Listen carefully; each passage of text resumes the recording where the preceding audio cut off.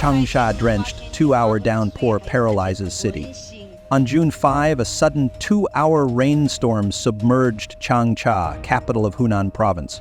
Streets quickly turned into torrents, submerging vehicles and flooding residential zones with water levels reaching up to 2 feet. Residents voiced concern over the city's infrastructure, noting that rainwater and sewage separation systems seemed ineffective. One local wrote online that the drainage was left entirely to heaven's will. In nearby Shaoyang, heavy rainfall triggered similar chaos. Video clips showed ground floor homes flooded, furniture floating indoors, and damage described as returning to factory settings. Loss estimates remain unclear, though residents reported significant property damage. Guangzhou traffic fines spike amid grassroots outcry over revenue quotas. In early June, a grassroots traffic officer in Guangzhou anonymously revealed that fine quotas had intensified despite public backlash. In a follow-up article, he said penalties were being layered upward, with frontline officers forced into relentless 7-style shift.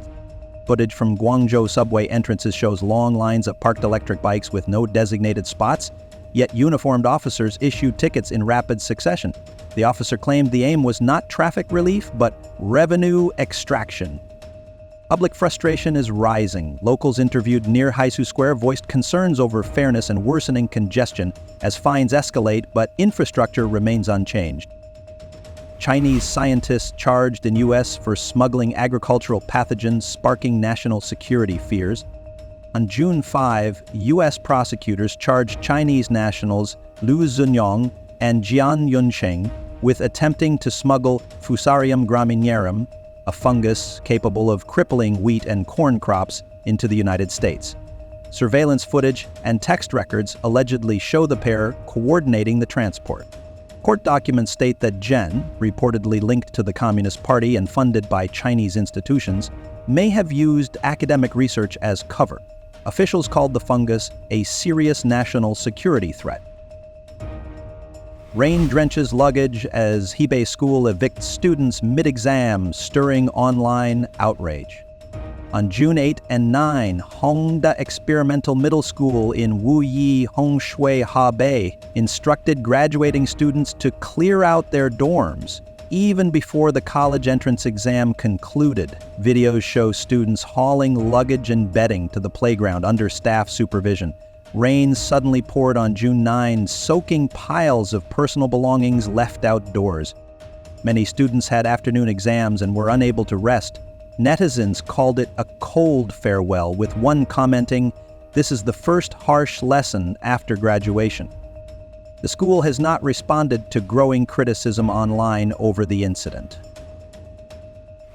Blast at Henan chemical plant sends debris miles away, leaves one dead. On the night of June 8th, a powerful blast occurred at a nylon facility in Gongdian Town, Ye County, Pingdingshan, Hunan Province.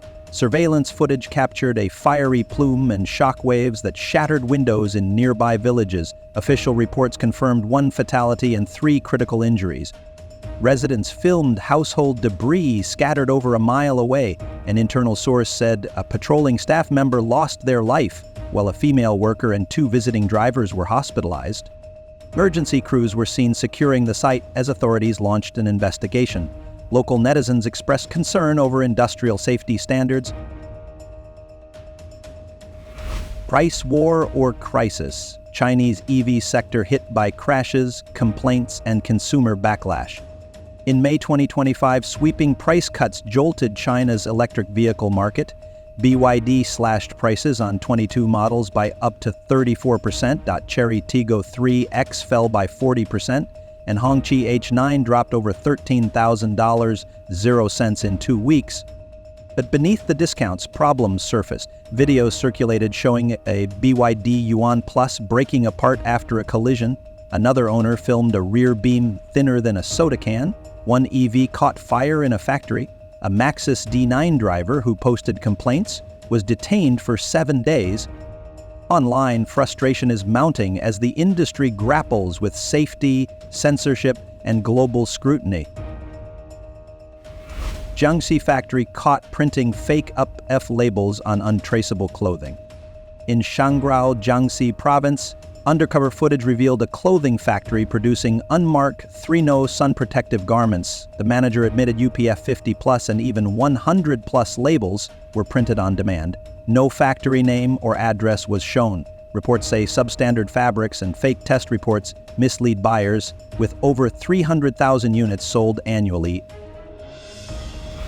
Passengers covered in coal dust on train through Shanxi's Yanmenguan Tunnel. A viral video shows K5302 train passengers emerging from Shanxi's Yanguan Tunnel with faces and hands blackened by coal dust. Tables and seats were visibly coated.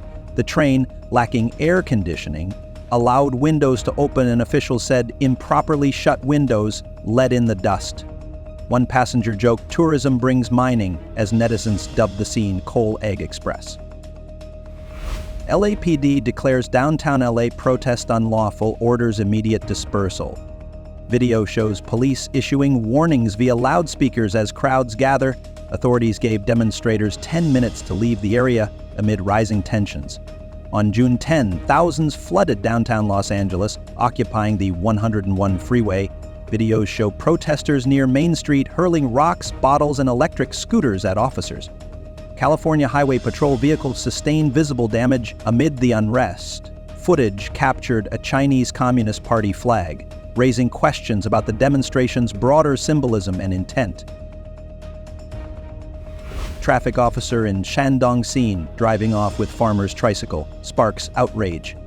On June 8 in Shandong, viral footage shows a traffic officer seizing a villager's agricultural tricycle. The farmer chased on foot as the officer accelerated away, glancing back during a turn. Netizens reacted with disbelief. One questioned, "Is this law enforcement or banditry?" Hebei entrepreneur claims detention after forced company restructuring. A businessman in Shenyang, Hebei, posted a video alleging that after criticizing local officials, authorities forced him to transfer company equity or face jail.